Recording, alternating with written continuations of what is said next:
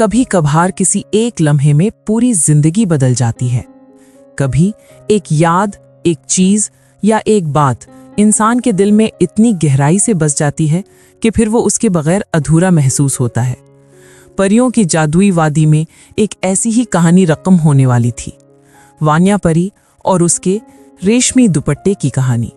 परियों की वादी में रोशनियों और रंगों का एक हसीन महल खड़ा था। वो महल था बादशाह फरीद और मलिका सहर परी का। मलिका सहर परी न सिर्फ खूबसूरत थी बल्कि दिल की भी बहुत नर्म और नेक थी। वो अपने रियाया के दुख दर्द सुनती, उनकी मदद करती और हमेशा मुस्कुराती रहती। उन दोनों की एक ही बेटी थी, वानिया परी। वानिया परी अपनी माँ की तरह नेक दिल, प्यारी और निहायत खूबसूरत थी। उसकी चमकती हुई सब्ज आंखें, दूध जैसी सफेद रंगत और सुनहरी बाल जो धूप में चमकते देखने वाले हर एक के दिल को मोह लेते। पूरी वादी में कहा जाता था कि वानिया परी अपने माँ बाप की आंखों का नूर है। एक दिन अचानक मलिका सहर परी को शदीद बीमारी ने आ घेरा। पूरी वादी के हकीम, जादूगर और बुजुर्ग परियां इलाज में लग गईं, मगर बीमारी जैसे दिन ब दिन बढ़ती जा रही थी। वानिया परी दिन रात अपनी माँ के पास रहती। अम्मा, आप जल्दी ठीक हो जाएंगी ना? वो हर रोज सहमी आवाज में पूछती। मलिका कमजोर मुस्कुराहट के साथ उसके सर पर हाथ फेरती और कहती, मेरी जान वानिया, अगर मैं ना रहूं तो हमेशा अपने दिल में मोहब्बत को जिंदा रखना। एक दिन जब शाम ढल रही थी, मलिका ने वानिया को अपने करीब बुलाया। उसके हाथ में एक रेशमी दुपट्टा था, नर्म, चमकदार और जादुई चमक से भरा हुआ। मलिका ने वो दुपट्टा वानिया के कंधों पर रखा और कहा, ये दुपट्टा मेरी मोहब्बत का है। जब भी तुम अकेली महसूस करो, इसे अपने करीब रखना। मैं हमेशा तुम्हारे पास रहूंगी, जैसे ये दुपट्टा तुम्हें ओढ़े हुए है। वानिया की आंखों से आंसू बहने लगे। वो माँ के हाथ चूमने लगी। नहीं अम्मा, आप मुझे छोड़कर नहीं जा सकती। मगर कुदरत को कुछ और मंजूर था। उसी रात जब चांदनी महल के ऊपर चमक रही थी, मलिका सहर परी ने आखिरी सांस ली। पूरे महल में सन्नाटा छा गया। वानिया परी अपनी माँ के गले से लगी रोती रही। बादशाह फरीद ने अपनी बेटी को सीने से लगाया, मगर उसकी आंखों में खालीपन था। दिन गुजरते गए। वानिया ने बोलना तकरीबन छोड़ दिया। वो घंटों अपनी माँ के दुपट्टे को सीने से लगाए बैठती, कभी उसमें चेहरा छुपाकर रोती, कभी हवा में उसे हिलाती जैसे माँ की खुशबू महसूस कर रही हो। बादशाह अपनी बेटी की यह हालत देखकर बहुत परेशान रहने लगा। मेरी शहजादी को फिर से मुस्कुराना होगा, उसने सोचा। एक दिन उसने नरमी से कहा, वानिया, तुम अपनी सहेलियों के साथ वादी के मेले में जाओ, शायद तुम्हारा दिल बहल जाए। वानिया परी ने हिचकिचाते हुए हाँ कह दी। मेले का दिन आया।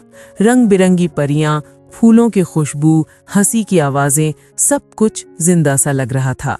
वानिया अपनी सहेलियों के साथ हंसी खुशी मेले में गई, मगर उसने दुपट्टा अपने कंधों पर रखा हुआ था, अपनी माँ की याद के तौर पर। वो जब एक झील के किनारे बैठी फूलों को देख रही थी, एक नर्म हवा का झोंका आया और रेशमी दुपट्टा उसके कंधों से फिसलकर उड़कर दूर पहाड़ों के उस पार चला गया। वो देर तक उसे देखती रही, आंखों से आंसू बहते रहे। मेरा दुपट्टा, मेरी अम्मा की निशानी, वो धीरे से बोली। दूसरी तरफ दूर एक और सल्तनत में शहजादा शहजीन शिकार के लिए निकला हुआ था। अचानक उसे हवा में कोई नर्म सा कपड़ा उड़ता नजर आया। उसने घोड़ा रोका और हाथ बढ़ाकर उसे थाम लिया। जब उसने देखा तो वो रेशमी दुपट्टा था। ऐसा दुपट्टा उसने कभी नहीं देखा था। नर्म, चमकदार और खुशबू ऐसी जैसे किसी जादुई बाग की। शहजादा हैरान हुआ, ये किसकी हो सकती है? शायद किसी परी की। वो देर तक उस दुपट्टे को देखता रहा। उसके दिल में एक अनोखी कशिश जागी। उस रात वो महल वापस आया, मगर नींद उसकी आंखों से गायब थी।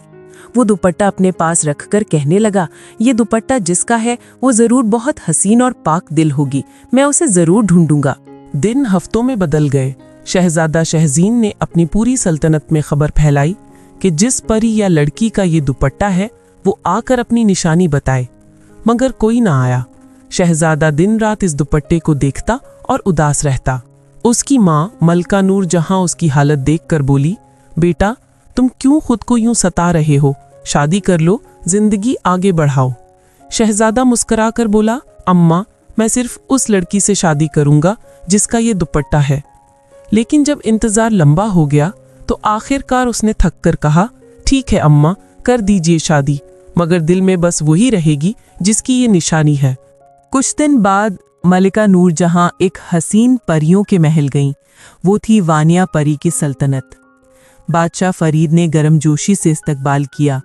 मलिका ने कहा, मैं अपने बेटे शहजादा शहजीन के लिए आपकी बेटी वानिया का रिश्ता लेकर आई हूँ। बादशाह ने चौंक कर अपनी बेटी की तरफ देखा। वानिया बेटी, तुम्हारी मर्जी। वानिया ने धीरे से कहा, अब्बा हजूर, आप जो मुनासिब समझें। दिल के किसी कोने में उसके अंदर खामोशी सी थी, मगर उसने हाँ कह दी। महल में रोशनियों की बारिश हो गई। फूलों की खुशबू, साजो संगीत और रंगीन जोड़ों का हुजूम। वानिया परी दुल्हन बनी, चांद जैसी हसीन अपने कमरे में बैठी थी। कमरा फूलों से सजा था। चांदनी खिड़की से अंदर आ रही थी।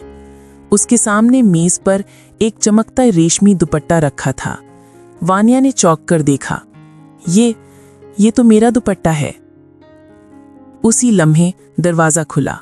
शहजादा शहजीन अंदर आया, नर्म मुस्कुराहट के साथ।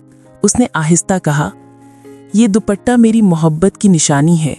मैंने उसे हवा में उड़ता देखा था और तब से उसी का मुंतजिर था। वानिया की आंखों में आंसू आ गए।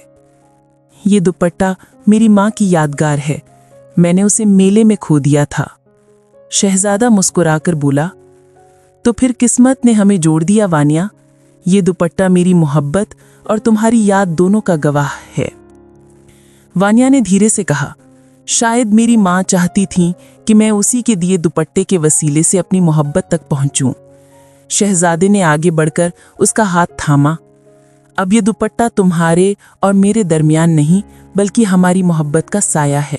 उस दिन के बाद वानिया परी की आंखों में फिर से चमक आ गई। वो अपने माँ बाप के महल में जाती, दुपट्टा दिल से लगाकर कहती, अम्मा, आपने मेरी जिंदगी को फिर से खुशियों से भर दिया।